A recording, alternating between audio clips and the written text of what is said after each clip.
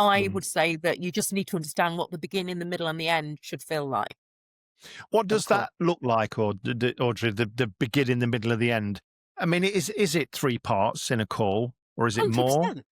No, It's 3 no. parts in a call, It's so definitely 3 parts because if you think about it, when you open a call, the beginning, you're answering who you are, where you're coming from, and why. yeah. That's clearly the beginning. There is no more about that. But what happens is what people do is the middle part should be asking questions, getting feedback, sharing information, making sure you're sharing benefits, for instance. And then the end is the prescription. It's like what you're going to suggest. But what a lot of Mm, people do is they open the call, the who you are, where you're calling from, why, and they give everything in the opening within those first 15 seconds. They go, "Hi, Dean, I hope you're okay. I just thought I'd give you a call.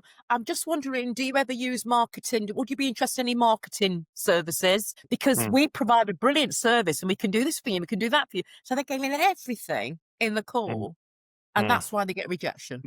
Someone once said to me, probably the reason they probably said it to me because I talk too much.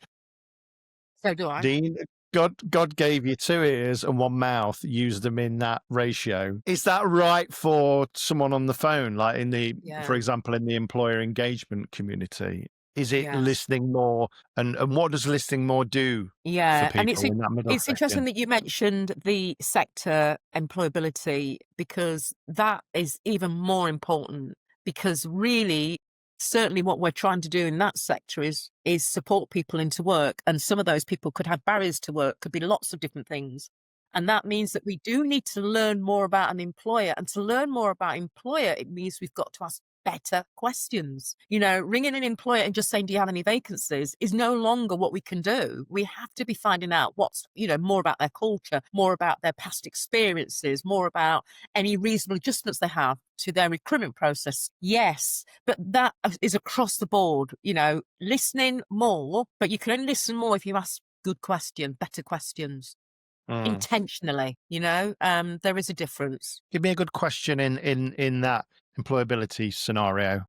If Well, the call is kind of bubbling and not really going anywhere, what's a good question to pull it back in? yeah, so let's give you an example. This is what happens all the time. So an employer might say to somebody, "I'm sorry, we've got no vacancies at the moment." And what I witness is people say, "Oh, all right, then we'll bear us in mind for the future." So they've literally closed the call. So Mm. instead of saying, "Oh, thank you so much for sharing that. Can I just ask, in the past, have you ever used a service like ours where they don't charge you a fee?" Now, even though that's a closed-ended question, if they say, "Yes, we have," then you're going to carry on. You go, "Brilliant. How did you find that experience?"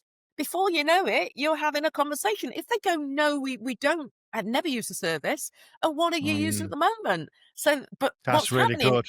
is Yeah, that's they're really good. literally closing it down.